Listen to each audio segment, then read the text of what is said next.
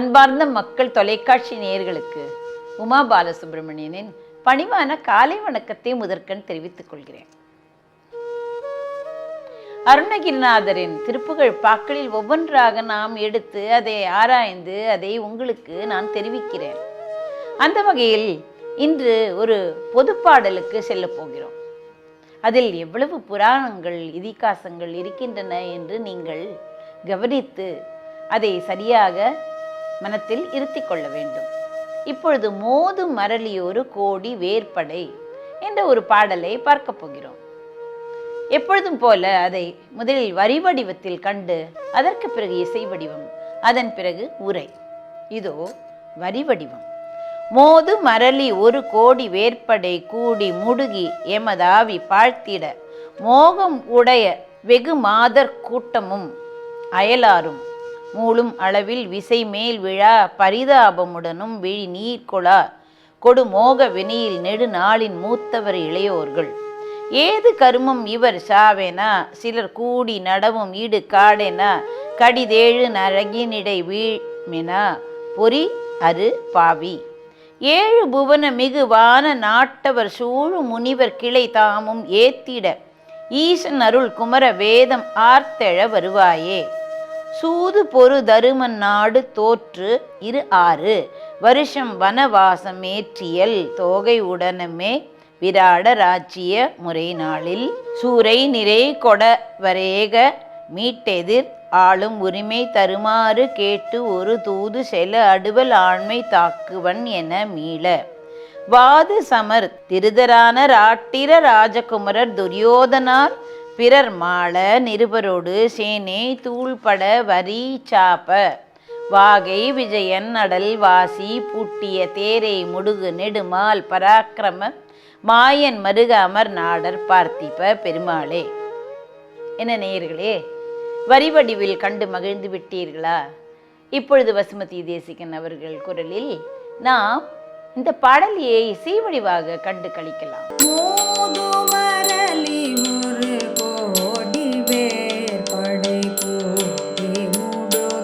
எமதாவி பாழ்த்திட மோகமுடைய வெகு மாதர் கூட்டமும் அயலாரும் மூளும் அளவில் விசை மேல் விழா பரிதாபமுடனும் விழி நீர்கொள்ளா கொடுமோக வினையில் நெடுநாளின்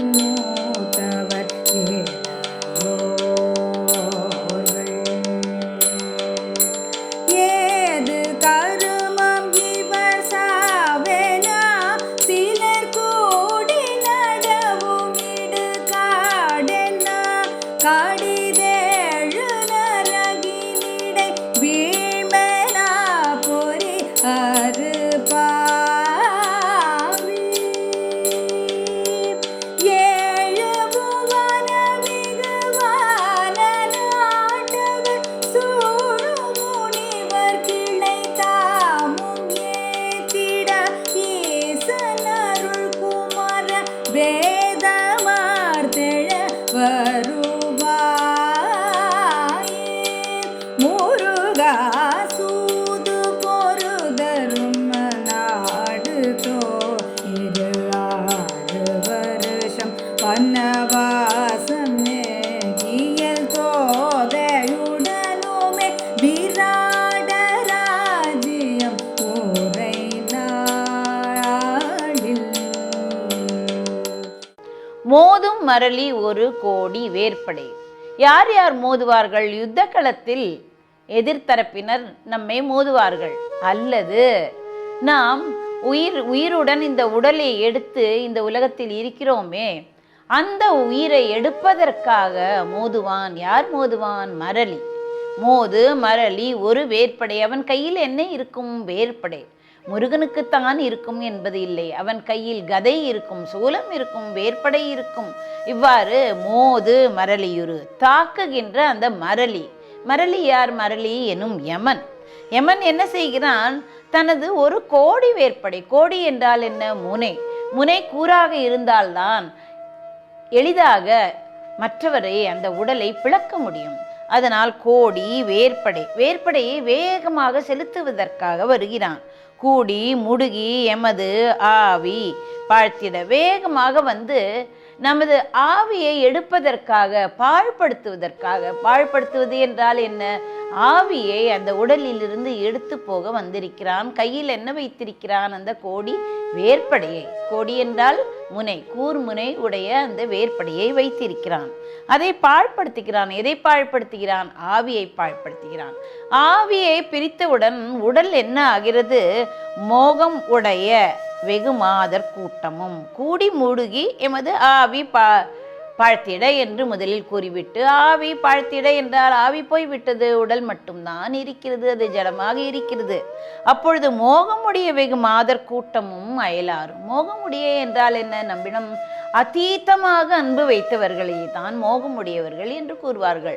மிகவும் அன்பு வைத்துள்ள வெகு மாதர் கூட்டமும், நிறைய மாதர்கள் இருக்கிறார்கள், பெண்மணிகள் இருக்கிறார்கள், அவர்களுடைய கூட்டமும் அயலாரும் என்றால் என்ன? மற்றவர்களும். பெண்கள் மட்டுமா இருப்பார்கள்? ஒரு பிணம் இருந்தால் பெண்கள் மட்டுமா இருப்பார்கள்? அதை பார்ப்பதற்காக மற்றவர்களும் கூடி வருவார்கள் அல்லவா? அதைத்தான் அருணகிரிநாதர் கூறுகிறார். மாதர் கூட்டமும் அயலாரும், பெண்களின் கூட்டமும் பிற வகை இனத்தார்களும் மூளும் அளவில் விசை மேல் விழா. மூளும் என்றால் என்ன? எது மூழ்கிறது? துக்கம் மூழ்கிறது. ஏனென்றால் உறவினர் இறந்து விட்டார். அதனால் துக்கம் மூளும் அளவில் அந்த கணத்தில் என்ன செய்கிறார்கள்? விசை மேல் விழா. விசை என்றால் என்ன? அவர்களுக்கு ஒரு வேகம் வருகிறது. அந்த வேகமாக அந்த உடலின் மீது விழுந்து அவர்கள் அழிகிறார்களாம். அந்த மாதர்களும் மற்றவர்களும் அந்த உடலின் மீது வேகமாக மேலே விழுந்து பரிதாபமுடன் விழி நீர் கொளா. பரிதாபம், இருவருக்குமே பரிதாபம் தான். இறந்து விட்டார்களே, அந்த பிணமும் பரிதாபம்தான். யார் அழுகிறார்களோ அவர்களும் பரிதாபம்தான். ஏனென்றால் இவர்களை விட்டு சென்று விட்டான் அல்லவா? அதனால் அந்த பரிதாபமுடன் என்ன செய்கிறார்கள்? பரிதாபமுடன் விழி நீர் கொளா. அந்த விழிகளில் அவ்வளவு நீர் வருகிறது. அழுது புலம்புகிறார்களாம். அவர்களால் அந்த துக்கத்தை அவர்களால் சகிக்க முடியவில்லை. அதை தாங்கிக் கொள்ள முடியாததனால் அவர்கள் விழி நீர்கொளா. பரிதாபமுடன் விழி நீர்கொளா. கொடுமோக வினையில். கொடு என்றால் என்ன? கொடுமையான அந்த மோக மயக்கத்தில் நெடுநாளின் மூத்தவர் இளையோர்கள். நெடுநாளின் மூத்தவர் என்றால் என்ன? நெடுநாட்களாக வாழ்ந்து விட்டார்கள். 100 வயதும் இருக்கலாம், அதற்கு மேலும் இருக்கலாம். அதாவது வயது முதிர்ந்தவர்கள் என்பதை நெடுநாட்கள் வாழ்ந்தவர்கள் என்று கூறுகிறார்கள். பிறகு இளைஞர்கள் என்று கூறுகிறார்கள். இளையோர்கள் என்றால் என்ன? இப்பொழுது வாழ்ந்து கொண்டிருக்கிறார்கள். அவர்களுக்கு இன்னும் வயது இருக்கிறது. அதனால் இயற்கையாகவே மரணம் அடையலாம். ஆனால் அவர்களுக்கு சாதாரணமாக இளையவர்களாக இருப்பதனால் அவர்களுக்கு இன்னும் அந்த வயது இருக்கிறது, வாழ்வதற்குரிய தகுதி இருக்கிறது என்று. கடிது 7 நரகின் இடை வீழும் என என்று கூறுகிறார்கள். சிலர் என்ன கூறுகிறார்கள்? விரைவாக இவனை ஒரு 7 நரகத்தில் வீழ்த்துங்கள் என்று. ஏனென்றால் அவருக்கு கோபம் வந்துவிட்டது. ஏனென்றால் அவன் நல்லவனாக இல்லை போல் இருக்கிறது, அவருக்கு அப்படி தெரிகிறது. அதனால் சிலர் என்ன கூறுகிறார்கள்? இவனை 7 நரகில் செலுத்துங்கள் என்று கூறுகிறார்கள். இக்கடிது 7 நரகினிடை வீழ்மென பொறி அரு பாவி என என்று கூறுகிறார். மற்றவர்கள் என்ன கூறுகிறார்கள்? இவன் இந்த 5 புலன்களை நமக்கு இறைவன் அளித்துள்ளானே, அதை நல்ல வழியில் அவன் செலுத்தவில்லை, தீய வழியில் செலுத்தி இருக்கிறான்.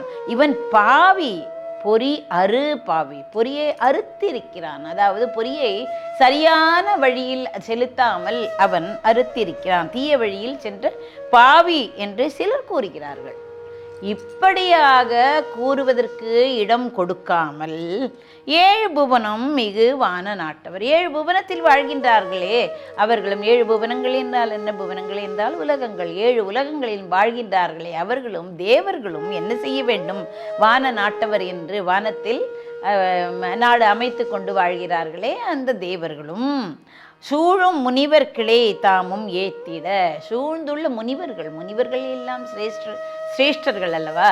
அதனால் அந்த சூழும் முனிவர் கிளை என்று, அதாவது கூட்டங்கள் தாமும் ஏத்திட உன்னை புகழ்ந்திட உன்னை எப்பொழுதுமே அந்த முனிவர்கள் எல்லாம் புகழ்கிறார்கள், தேவர்கள் புகழ்கிறார்கள். அந்த கூட்டத்துடன் ஈசன் அருள் குமர வேதமார்த்தி எழ வருவாயே. எனக்கு இதே போல் என்ன காரணத்தினால் இவன் இருந்தான், அப்படி இவனை சுடுகாட்டுக்கு எடுத்து செல்ல வேண்டும், 7 நரகில் வீழ்த்த வேண்டும், இப்படியெல்லாம் எனக்கு நடக்கக்கூடாது முருகா. நீ என்ன செய்ய வேண்டும்? கூட்டத்துடன் வர வேண்டும். எப்படிப்பட்ட கூட்டத்துடன் வர வேண்டும்? தேவர்கள் கூட்டத்துடன் வர வேண்டும், அந்த முனிவர்கள் கூட்டத்துடன் வர வேண்டும். அது மட்டும் அல்ல, இந்த வேதம் ஆர்த்து எழ என்றால் வானம் வரை அது அந்த ஒலி கேட்க வேண்டுமாம். அப்படிப்பட்ட வேதத்தோடு நீ வர வேண்டும். வேதம் ஆர்த்தியழ ஈசன் அருள் குமரா. ஈசனுடைய அருளினால் வந்த குமரனே, ஈசனுடைய குமரன் தானே, ஆண்மகன் தானே, அதனால் அவர் அப்படி கூறுகிறார். ஈசன் அருள் குமரா வேத மார்பழ வேத ஒலியோடு என்னை பார்க்க வர வேண்டும் என்று கூறுகிறார். எவ்வளவு அழகான ஆசை வைத்திருக்கிறார் பாருங்கள். சூது பொறு தருமன் நாடு தோற்று. இப்பொழுது மகாபாரதம் வருகிறது. மகாபாரதத்தில் என்ன ஆயிற்று? ஒரு பக்கம் பாண்டவர்கள் இருக்கிறார்கள், ஒரு பக்கம் கௌரவர்கள் இருக்கிறார்கள். கௌரவர்களை சேர்ந்தவர்கள் தான் துரியோதனாதி 100 பேர்கள், திருதராஷ்டிரன் அவர்கள். இந்த பஞ்ச பாண்டவர்கள் என்று கூறுவோம். தர்மர் போன்ற தர்மர், வீமர், அர்ஜுனன், நகுலன், சகாதேவன் என்று இருக்கிறார்களே, அந்த தரப்பினர் தான் பாண்டவர்கள் என்று கூறுவார்கள். இவர் இருவருக்கும் அந்த நிலத்திற்காக சண்டை வந்த போது சூது ஆடினார்கள். அந்த சூதில் என்ன ஆயிற்று? சூதாட்டம் ஆடும் பொழுது தருமன் எல்லாவற்றையும் எல்லா சொத்தையும் வைத்துவிட்டு, எப்பொழுதுமே பணயம் வைத்துவிட்டு ஆடுவார்கள். அப்படி பணயம் வைத்த போது அவன் தோற்று விட்டான். அதைத்தான் இவர் கூறுகிறார். சூது பொறு தருமன் நாடு தோற்று. அந்த சூது பொறு என்றால் என்ன? அது ஒரு சண்டை. சண்டை என்றால் என்ன? போட்டி என்று வைத்துக் கொள்ளலாம். இதில் சூது பொறு தருமன் நாடு தோற்று. சூது போர் செய்து அந்த தர்மபுத்திரன் என்ன செய்தான்? எல்லாவற்றையும் வைத்து விளையாடும் பொழுது அவன் தோற்று விட்டான். அவன் கீழே விழுந்து விட்டான், சூதில் இழந்து விட்டான். எல்லாவற்றையும் இழந்ததினால் ஒப்பந்தம் ஒன்று இருக்கும். யார் தோற்றார்களோ அவர்கள் இவ்வாறு நடந்து கொள்ள வேண்டும் என்று ஆரம்பத்திலேயே, அதாவது தொடக்கத்திலேயே ஒப்பந்தத்தை அவர்கள் தீட்டுவார்கள். அதனால் 6 வருஷம் வனவாசம் ஏற்று அந்த ஒப்பந்தத்தின்படி இந்த தர்மர் ஆதியோர்கள் இருக்கிறார்களே, அதாவது தர்மபுத்திரர்கள், அதாவது தர்மர்கள் எல்லோரும் பஞ்சபாண்டவர்கள் யாவரும் 6 என்றால் என்ன? 12 வருடங்கள் அந்த வனவாசம் செய்ய வேண்டும், காட்டிற்கு சென்று அங்கு வசிக்க வேண்டும் என்ற ஒரு நிர்பந்தம் இருக்கிறது, ஒப்பந்தம் இருந்தது. அதே போல 6 வருஷம் வனவாசம் ஏற்றுக்கொண்டு அவர்கள் வசித்தார்கள்.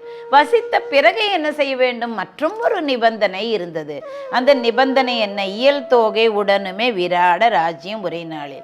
அதற்கு பிறகு 1 வருஷம் அவர்கள் அக்ஞாதவாசம். அக்ஞாதவாசம் என்றால் என்ன? அவர்கள் யார் என்றே தெரியாமல் அவர்கள் மாறு வேடம் புனைந்து அவர்கள் இருக்க வேண்டும், வாழ வேண்டும். அப்படி அதுதான் அக்ஞாதவாசம். அதில் இயல் தோகை என்று கூறுகிறார்.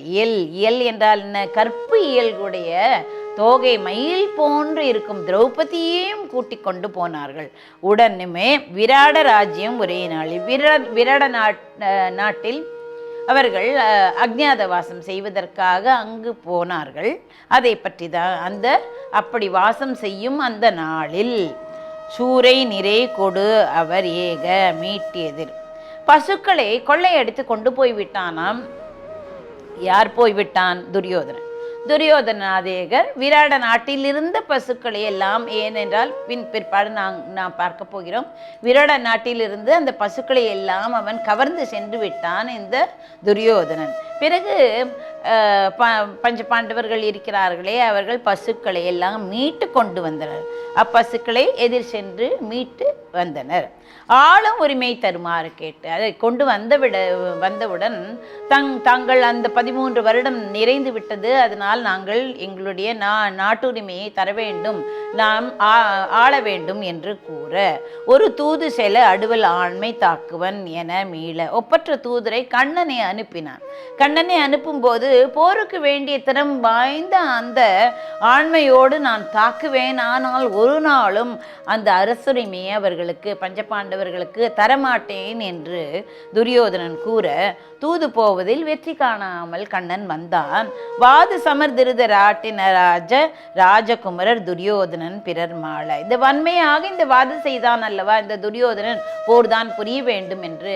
அதனால் இருவரும் போர் புரியும் போது யாவரும் மாண்டனர். ஏனென்றால் இவன் சரி என்று சொல்லி இருந்தால் போரே வந்திருக்காது, யாரும் இறந்துபட்டிருக்க மாட்டார்கள். ராஜகுமரர் துரியோதனன் பிறர் மாள. ராஜகுமாரர்களும் திருதராஷ்டிரரோட எல்லா ராஜகுமாரர்களும் துரியோதனன் மற்றவர்களும் எல்லாரும் இறந்துபட மாள நிருபரோடு சேனை தூள்பட. பிற அரசர்களும் இவர்களுடன் சேர்ந்தார்கள் அல்லவா, அந்த சேனைகளும் தூள் தூளாகி வரி சாப்பவாகி விஜயன். வரிகள் கொண்ட அந்த சாப்பம் என்றால் வில்லை உடைய வெற்றி கொண்ட அர்ஜுனனுடைய அடல் வாசி பூட்டிய தேரை வலிமை கொண்ட அது அர்ஜுனன் வந்தான் அல்லவா, அர்ஜுனன் இருந்த அந்த வலிமை வாய்ந்த தேரை யார் அதை செலுத்தினார்கள்? செலுத்திய முடுகு நெடுமால் பராக்கிரம மாயன் மருக. முருகனை கூறுவதற்காக இந்த மகாபாரதம் பூராவும் கூறி அந்த அப்படிப்பட்ட வெற்றி கண்ட அர்ஜுனனுடைய தேரை செலுத்திய மாயோனாகிய அந்த திருமாலின் மருகா என்று கூறுகிறார். எவ்வளவு அழகாக கூறுகிறார் பாருங்கள். வேகமாக செலுத்திய அந்த தேரை முடுகிய, வேகமாக செலுத்திய அந்த மாலின் மருகனே, வல்லமை பொருந்தி மாயோனின் மருகனே, அமர்நாடர் பார்த்திப பெருமாளே, விண்ணுலகில் வாழும் தேவர்களுக்கு சக்கரவர்த்தியாய் இருந்த பெருமாளே என்று கூறுகிறார். முதற் பகுதியில் நம் மரணம் எப்படி நடக்கிறது, அந்த எந்த நிகழ்ச்சிகள், அங்கு யார் யார் என்னென்ன பேசுவார்கள் என்று கூறினார்.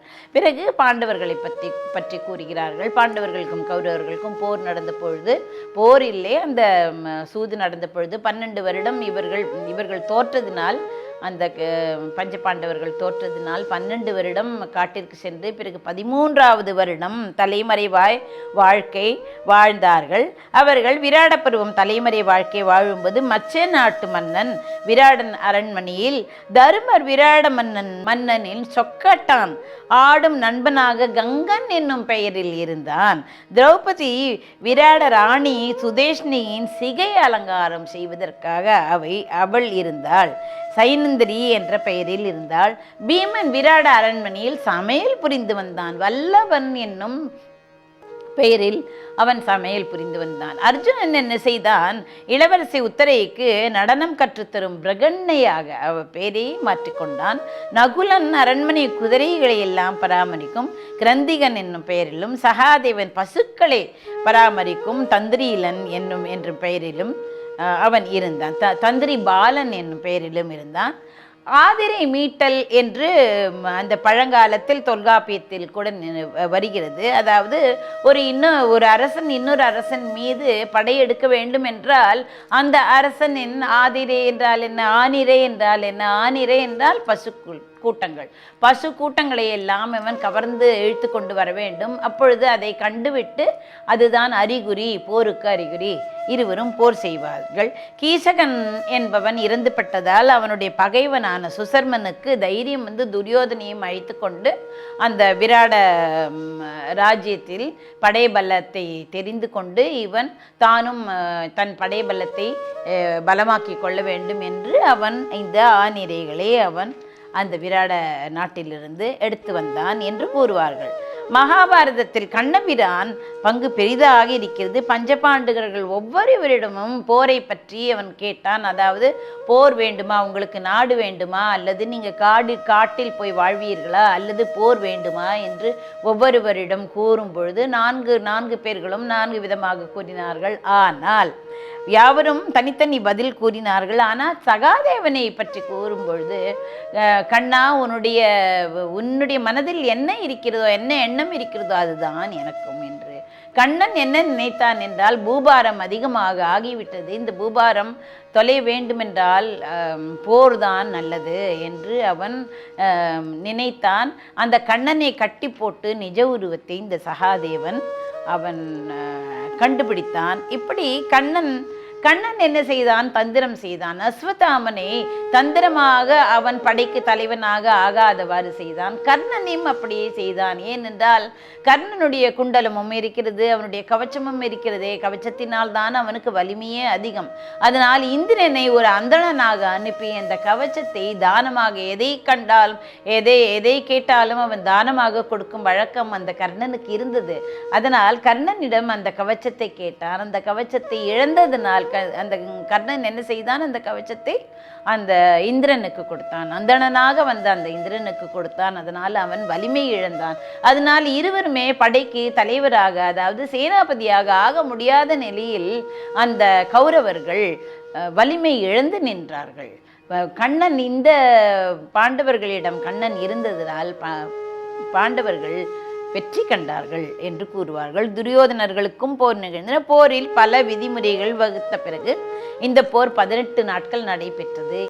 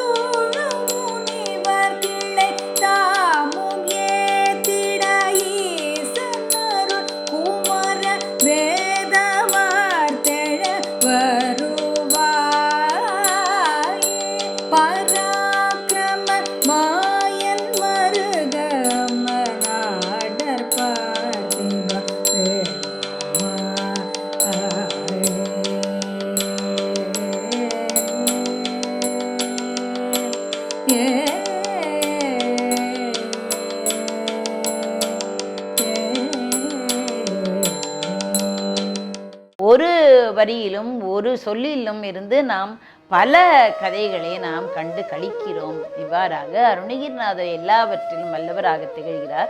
அதனால் நாமும் ஒவ்வொரு திருப்புகழாக தினமும் படித்து நாம் முன்னேறுவோம். நன்றி.